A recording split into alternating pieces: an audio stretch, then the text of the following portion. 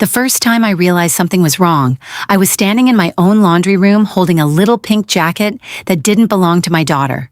It was a child's denim jacket, size 5T with a glittery butterfly stitched on the pocket and a name written in black marker on the tag. Mila. I remember staring at that name for a long time trying to place it. My daughter was 12. She hadn't worn a size 5T in years. We didn't have any nieces that young. No neighbors had been over. No friends with toddlers had visited the house. And yet there I was, in my own home outside Columbus, Ohio, holding a tiny jacket like it had fallen out of somebody else's life and landed in mine. At first I thought maybe it had gotten mixed in with a donation bag, a school drive, a church bin, something harmless. Then I heard the dryer buzz behind me and I looked down at the basket on top of the washer. There were more clothes, a pair of children's leggings, a yellow sock with a cartoon sun on it, a tiny purple t-shirt with a stain near the collar, all freshly washed, all folded, all absolutely not ours. I stood there with that jacket in my hand and felt the kind of silence that doesn't feel normal. The kind that makes you look around your own house, like it might answer back if you ask the right question. My husband Nathan was in the backyard grilling chicken. Our son was upstairs doing homework. Our daughter was at volleyball practice. It was a completely ordinary Thursday, which somehow made the moment feel worse. Because ordinary Thursdays aren't supposed to come with mystery, children's laundry in your house. I carried the jacket outside. Nathan was standing by the grill with a beer in one hand and a pair of tongs in the other, wearing the same gray work shirt he always wore on Thursdays. I held up the jacket. "Whose is this?" He looked at it for half a second and then looked away too quickly. That was the first thing I noticed. The second thing was the pause. Not a long pause, just long enough, the kind of pause that tells you someone is deciding how much truth to give you. Then he shrugged. "No idea." I stared at him. "Nathan." "What?" This was in our laundry room, washed, dried, folded, along with 3 other little kid outfits. "Whose clothes are these?" He turned a piece of chicken with the tongs and gave me the kind of smile people use when they want a conversation to disappear. "Probably your sister left something when she stopped by." "My sister has twin boys. They're 9. That smile disappeared. He took a sip of his beer. "Then I don't know, Claire." Claire, that was me, Claire Holloway, 43 years old, married for 16 years, mother of 2, office manager at a dental practice, owner of a 2-story house with a yellow front door and a husband who had just lied to my face while holding barbecue tongs. I knew he was lying because Nathan was bad at lying in a very specific way. He always made eye contact for too long when he was telling the truth. When he lied, he got casual. Too casual. Like if he acted relaxed enough, everyone else would relax too. I looked back at the jacket in my hand, then at him, then at the backyard we had spent years building together. The patio furniture, the raised herb boxes, the swing Nathan installed when our daughter was 7. Everything looked exactly the same, but something had shifted, something small and sharp and impossible to ignore. I went back inside without another word. At dinner, I watched him carefully. Nathan talked about traffic on the interstate. Our son, Owen, asked if he could go to a friend's house Saturday. I nodded at the right times, passed the potatoes, smiled when I needed to. But the whole time, those little clothes sat folded in a basket on the laundry room shelf like a secret nobody had told me yet. After dinner, I carried the basket upstairs and set it on the guest room bed. Then I took pictures of everything, the jacket, the leggings, the shirt, the socks. I didn't know why I was documenting it. Instinct maybe. Or maybe I already knew that if I didn't start paying attention right then, I was going to miss something important. The next morning I woke up early and found Nathan already dressed for work. He was in the kitchen making coffee. I stood in the doorway and asked again, "Whose clothes were in our laundry room?" He didn't turn around. "Claire, I told you. I don't know." I walked over to the counter and stood directly in front of him. "You looked at that jacket like you recognized it." He exhaled hard through his nose. "I was trying to get to work. I didn't want to fight over a kid's shirt before 8 in the morning." "It's not a fight. It's a question." "Then ask somebody else." That landed strangely. Ask somebody else. Not, I really don't know. Not, maybe I can figure it out. Ask somebody else. Like there was, in fact, somebody else to ask. I went still. Nathan picked up his travel mug, kissed the top of my head, and left for work before I could say another word. I stood in the kitchen listening to the garage door close. Then I did something I hadn't done in years. I called in sick to work. I told my boss I had a migraine. It wasn't entirely a lie. By then, one was already starting behind my eyes. At 9:30, I drove to the strip mall where Nathan's mother got her hair done every Friday. I didn't know exactly why I was going there. I just knew that if there was a child's jacket in my house and my husband was acting like I was crazy for asking about it, then I was done waiting politely for information. My mother-in-law, Sandra, was walking out of the salon when I pulled into the parking lot. She smiled when she saw me, but it was the distracted smile of someone whose mind is still half inside another conversation. "Claire, what are you doing over here?" I stepped out of the car. "I need to ask you something." Her expression changed immediately. Not guilty, just cautious. And suddenly that cautious look made my stomach tighten. I held up my phone and showed her the photo of the little denim jacket. For 1 second, just one, Sandra's face went completely blank. Then she recovered. Too fast, much too fast. "Oh," she said, That. Not what is that? Not I've never seen it before. Just, oh, that." I kept my voice level. "Whose jacket is it?" Sandra adjusted her purse strap on her shoulder and glanced toward the salon window like she wished she were still inside. Then she looked back at me and said the one sentence I was absolutely not prepared to hear. "I really thought Nathan would have told you by now." And just like that, in the middle of a salon parking lot on a Friday morning, I realized two things at the exact same time. First, my husband had absolutely been lying to me. And second, whatever was going on had been happening long enough for other people to assume I already knew about it. Sandra kept one hand on her purse strap and the other on her car keys like she was deciding whether to stay or leave. I didn't move. I didn't blink. I just stood there in the salon parking lot holding my phone and waiting for her to explain why there were little girls' clothes in my house that apparently everyone knew about except me. She glanced around once, lowered her voice and said, "Claire, I really don't think this is the place." I laughed, not because anything was funny, because that sentence always comes right before someone says something they absolutely should have said months ago. "Then tell me where the place is," I said, "because right now I'm standing here with a child's jacket from my laundry room, and my husband just spent 12 hours pretending he's never seen it." Sandra closed her eyes for a second. When she opened them again, her face had softened in a way I didn't like. Not sympathy exactly, more like discomfort, the kind people wear when they're about to hand you a truth they know you're going to hate. "She's Nathan's friend's little girl," Sandra said carefully. "That's all." I stared at her. Whose friend? She hesitated, and there it was again, that tiny pause, that tiny terrible pause that always means the next sentence is going to matter. "Her name is Dana," Sandra said. The name meant nothing to me. I waited for the rest. It didn't come. "Dana who?" Sandra exhaled. "Dana Mercer. She's been around."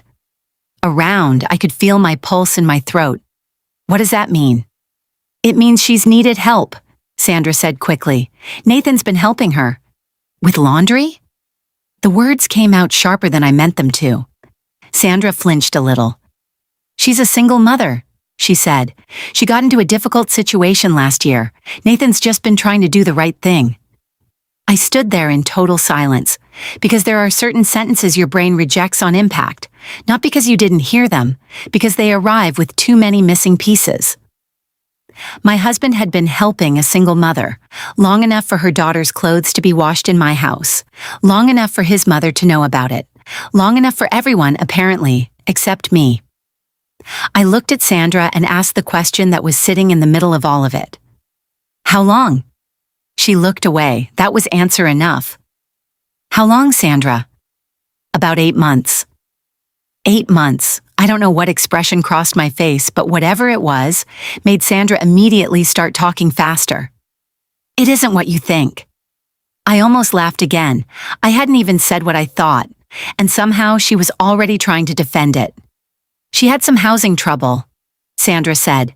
Then childcare problems. Then her car broke down. Nathan was just helping here and there, picking things up, dropping things off, watching Mila a couple times when Dana had late shifts. Little things. Little things. There's no phrase more dangerous than little things, because little things are how people describe big secrets once they've gotten used to carrying them. I folded my arms. So let me understand this. My husband has been helping another woman and her child for 8 months. Their clothes are in my laundry room.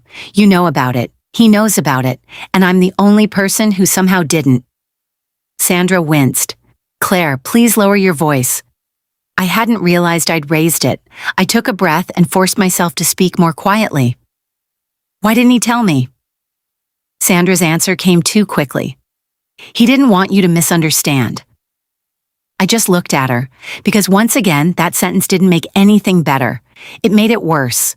If Nathan thought I would misunderstand, then he knew exactly how this looked, which meant he also knew exactly how wrong it was to keep it from me. I stepped back toward my car. Sandra followed half a step. Claire, listen to me. He was trying to help somebody who didn't have anybody, that's all. Then why lie? She didn't answer. Why not tell me on day one? I asked. Why not say, hey, there's a woman from work having a hard time, and I've been helping with rides and groceries and childcare? Sandra looked tired suddenly. Older, not because of age, because of the conversation. Because by the time it became regular, she said quietly, he already knew you'd be upset that he hadn't told you sooner. I went still. There it was, not one bad decision, a series of them, one small omission followed by another and another, until the truth became too awkward to say out loud.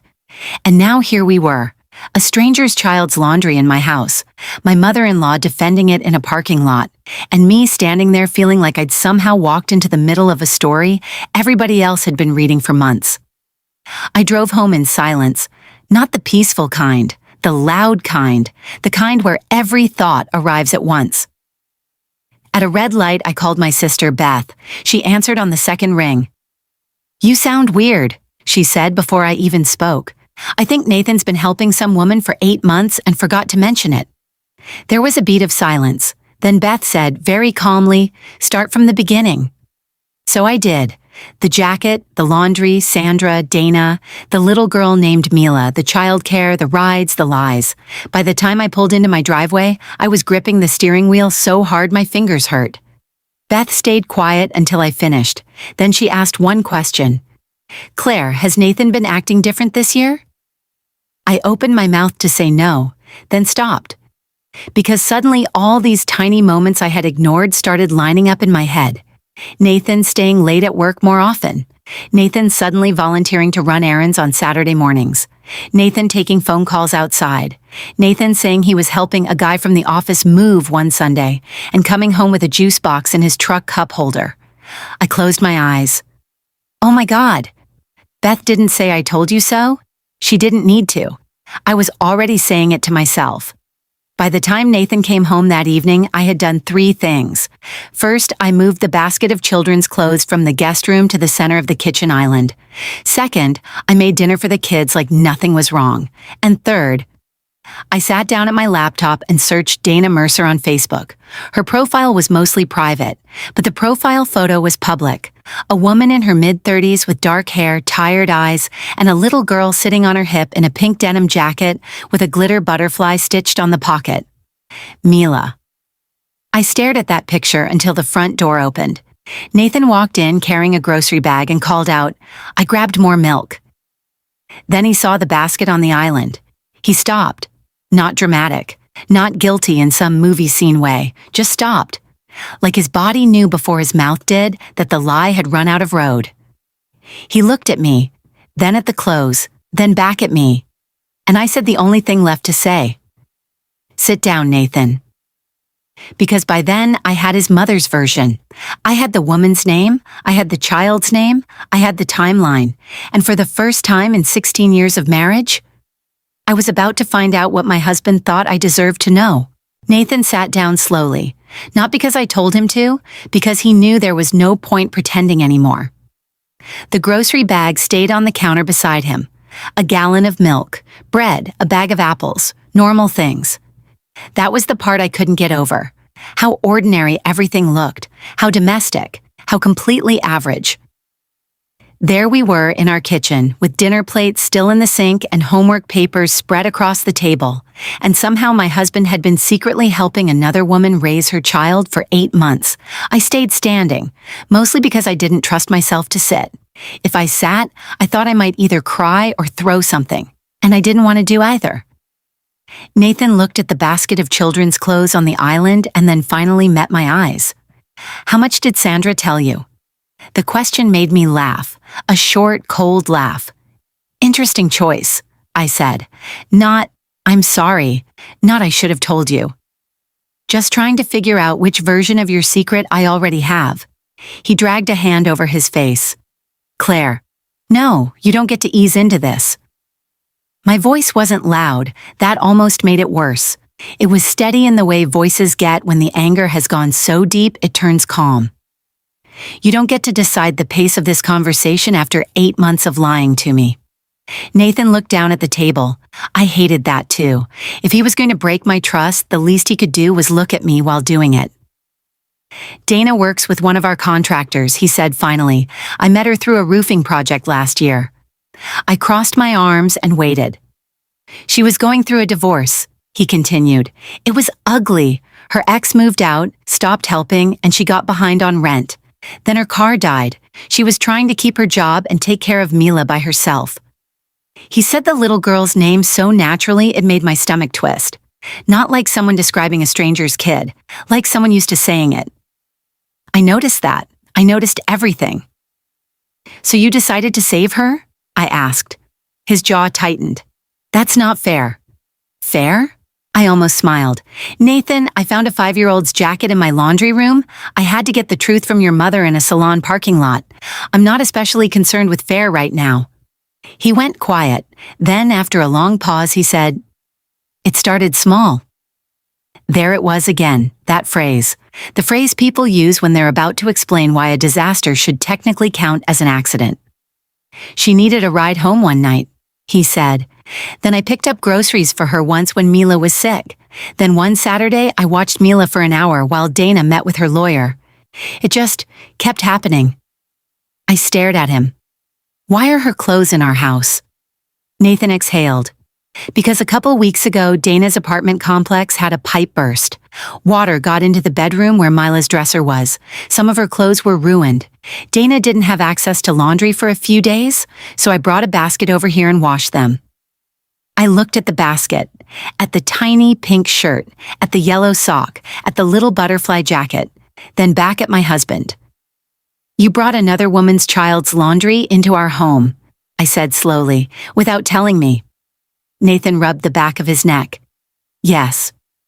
I closed my eyes for 1 second. Just one, because I needed that 1 second to keep my voice from breaking. When I opened them again, I asked the question I had been trying not to ask since Sandra said the woman's name. "Have you slept with her?" Nathan looked up so fast it almost startled me. "No." The answer came immediately, too immediately for me to know whether that was good or bad. "Have you kissed her?" "No." "Are you in love with her?" His face changed, not guilt, not exactly, more like offense. Like I had insulted him by asking, and somehow that made me angrier. "You don't get to look hurt," I said. "Not tonight." He swallowed hard. "I'm not in love with her." That answer was slower, not suspiciously slow, but not instant either. I stored that away. Then I asked the question that mattered more than all the others. "Why didn't you tell me?"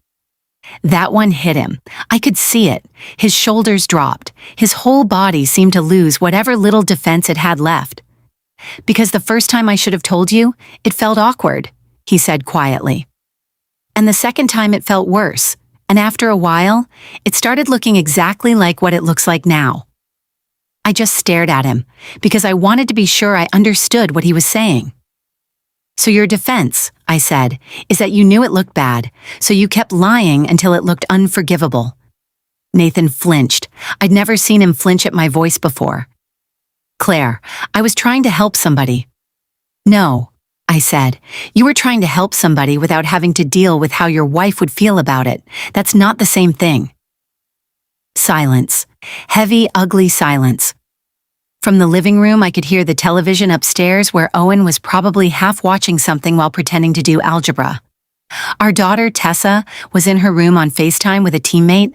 Our kids were 10 feet away, and in the middle of their ordinary Friday night, their parents were standing in a kitchen trying to figure out whether a marriage can survive a secret that technically isn't an affair, but somehow still feels like betrayal.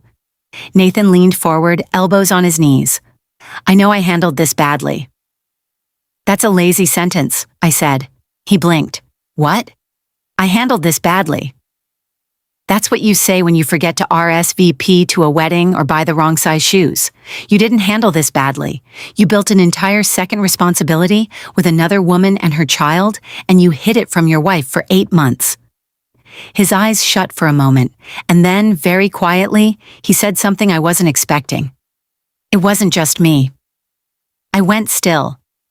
What does that mean? Nathan hesitated, then looked toward the hallway like he was checking whether the kids were anywhere near the kitchen. When he looked back at me, his voice was lower. Dana and Mila were here a lot more than you know. The room seemed to tilt. Not literally, just enough to make me put one hand on the back of a chair. What are you talking about? Nathan looked sick. Actually sick. The kind of pale that starts under the eyes. On the Thursdays you worked late, he said. Sometimes they came by for dinner. A few Sundays too. My mom was usually here. Sometimes Tessa and Owen were around. Sometimes they weren't. I couldn't speak. Not because I didn't understand, because I understood too well. Our house, my kitchen, my table, my children. A whole arrangement had been unfolding inside my life while I was at work, or running errands, or visiting my father, or doing the million boring things that keep a household moving. And somehow, everybody had adjusted to it except me. I gripped the chair harder. How many times? Nathan answered so softly I almost missed it. Maybe 12, maybe 15. 15 times another woman and her daughter had been inside my house while I knew absolutely nothing about it. I laughed then, not kindly, not sanely, just once, sharp and disbelieving. Did my kids know? Nathan hesitated. That was all I needed. I straightened slowly. Did my children know there was another woman's child eating dinner in my house before I did? Nathan stood up too fast. Claire. Yes or no? Tessa knew Dana was a friend who needed help, he said quickly. Owen just thought Mila was Sandra's neighbor's granddaughter. Nobody knew everything. The room went dead quiet, because in that moment I realized the real damage wasn't just the lying, it was the architecture of it. How many people had been given tiny edited versions of the truth? How many people had been asked to participate in a story designed to keep me comfortable and uninformed? How neatly my husband had arranged a world where everyone knew enough to function, but not enough to challenge him. I took a step back from the table, then another. Nathan, I said, and my voice was so calm it scared even me. I need you to leave. His face went blank. What? I need you to leave this house tonight. Claire, come on. No. I pointed toward the front hallway. You can stay with your mother, or a hotel, or Dana if that feels more convenient after all this, but you are not sleeping in this house tonight and acting like this is a problem we can tidy up before breakfast. Claire. This time his voice cracked, and for the first time all evening, he looked genuinely afraid. Not afraid of being caught, afraid of losing something, maybe me, maybe the marriage, maybe the version of himself that still believed he was a good man because his secret had started as kindness. I didn't know. I didn't care. What happens next, I said, depends entirely on whether there's anything else you haven't told me. Nathan stood perfectly still, and in the silence that followed, I saw it. Not in his words, not in his face exactly, in the hesitation. In the split second where his eyes dropped to the floor and didn't come back up. There was more. There was absolutely, definitely more. And whatever it was, he still wasn't ready to say it. Nathan didn't argue after that. Maybe because he could see from my face that I was already holding on by threads. Maybe because some part of him knew that if he pushed me 1 inch further, something in this house would break that we'd never be able to fix. He packed a duffel bag in silence. Toothbrush, jeans, a few shirts, phone charger, the ordinary pieces of a person's life reduced to a pile on our bed. I stood in the doorway with my arms folded and watched him move around the room we had shared for 16 years. At one point, he picked up the framed photo from my dresser, the one from our 10th anniversary trip to Charleston, and then set it back down without saying anything. When he finally zipped the bag, he looked at me like he wanted to say something that would undo all of it. There was nothing left that could. "I'll call tomorrow," he said. "No," I replied. "Tomorrow you're going to text me one thing, whether there's anything else I still don't know." His jaw tightened. "Claire, I already told you." I cut him off with a look, and that was enough. He nodded once, picked up his bag, and left. I stood in the hallway listening to the front door close, then the garage door, then the car engine, then nothing, just the sound of my own house settling around me. I didn't cry, not that night. I cleaned the kitchen, put away the milk he'd brought home, wiped down the counters, loaded the dishwasher. It felt insane doing normal chores while my marriage sat in pieces on the front lawn, but sometimes routine is the only thing your body knows how to do when your mind has gone completely off the rails. At midnight, I finally went upstairs. I checked on Owen first. He was asleep with one arm hanging off the bed and his math notebook open on the floor. Then I stood outside Tessa's room for a second, before knocking softly. She was still awake. Phone face down beside her, string lights on, eyes already red. The second she saw me, she sat up straighter. "Did Dad leave?" I nodded. Tessa looked down at her blanket, and in that tiny movement, too practiced, too careful, I knew there was something she had been carrying too. I sat on the edge of her bed. "Tell me what you know." Her face crumpled immediately. Not dramatic, not teenage attitude, just guilt, pure miserable guilt. "Mom, I didn't know it was bad," she said quickly. "I swear, Dad just said Dana was having a hard time and Sandra didn't want you stressed because of Grandpa and work and everything. He said he was just helping." Grandpa, my father. I hadn't even thought about him in the middle of all this, and the mention of his name made something click in my head. Last fall, my dad had spent 6 weeks in and out of the hospital after his second heart procedure.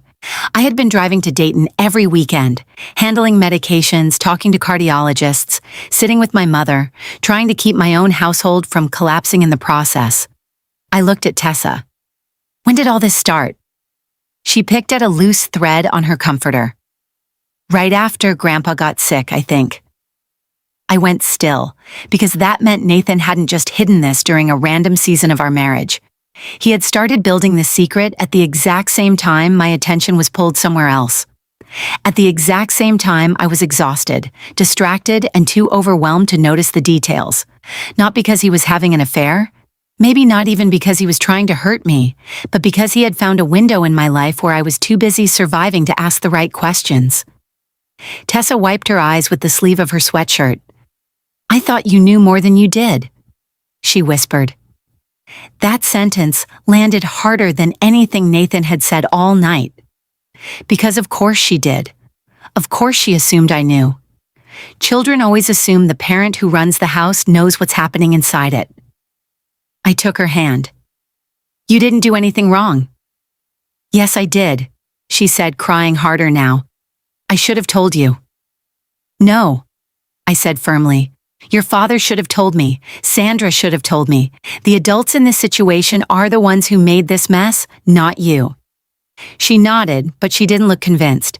Then she said something that made the room go completely quiet. "Mila called Dad when she got scared?" I stared at her. "What?" Tessa sniffed hard and looked at me with the helpless expression of somebody who's realizing too late that the thing they thought was normal absolutely wasn't. "One night she fell off the monkey bars at the park," she said. "Dana called Dad because Mila wouldn't stop crying and kept asking for him. He left dinner and went to get them." I felt every muscle in my back lock. "Dinner?" Tessa nodded once. "It was one of the nights you were in Dayton with Grandpa." I couldn't speak, not for several seconds, because there are moments when a story changes shape so fast your brain can't keep up. Helping with groceries, helping with rides, helping with laundry. Those were one kind of betrayal. A child crying for my husband by name was something else entirely. That wasn't a favor anymore. That was attachment, routine, dependence, a place in someone else's emotional life that should never have existed without my knowledge. I tucked Tessa's blanket around her shoulders and kissed the top of her head. "Get some sleep," I said softly. She grabbed my wrist before I could stand. "Are you going to divorce Dad?" The question hung in the room between us. Simple, brutal, too big for midnight, too big for a 15-year-old girl sitting under string lights in pajama pants. I brushed her hair back from her face. "I don't know yet," I said honestly. "But I'm not going to let anybody keep lying to me. Not anymore." She let go. I turned off her lamp and closed the door behind me. Then I went downstairs, sat at the kitchen table, and stayed there until 2 in the morning with my laptop open and every light in the house on. I didn't know exactly what I was looking for at first. Bank statements, calendar entries, old texts, anything, everything. If Nathan had built another life inside the corners of mine, I needed to know how big it was. At 1:17 a.m. I found it. Not in his bank account, not in his email, in our shared family calendar. Buried in a stretch of entries from October through February were a dozen blocks of time labeled things like pick up supplies, contractor, stop, late meeting, run errand for Sandra. Most people wouldn't have looked twice. But I had lived with Nathan for 16 years, and Nathan had never once in his life used our family calendar for contractor stop. He barely used it for dentist appointments. I opened his location history on the tablet we kept in the kitchen drawer, the one synced to the family account for emergencies and kid pickups. Then I started matching dates. My hands were shaking by the third one, because late meeting wasn't a late meeting. It was an apartment complex on the west side of town. Run errand for Sandra wasn't Sandra's condo. It was a pediatric urgent care clinic. Pickup supplies wasn't Home Depot. It was a dance studio called Little Steps Creative Movement.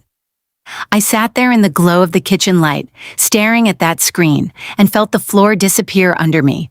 Nathan hadn't just been helping. Nathan had been showing up. At dance class, at urgent care, at parks, at an apartment complex, at places that belonged to a child's routine. A child who wasn't his. A child who apparently called for him when she was scared. I don't know how long I sat there before my phone buzzed. A text from Nathan, just one line. "There is something else. I should have told you a long time ago." I stared at the screen. Then another message came in.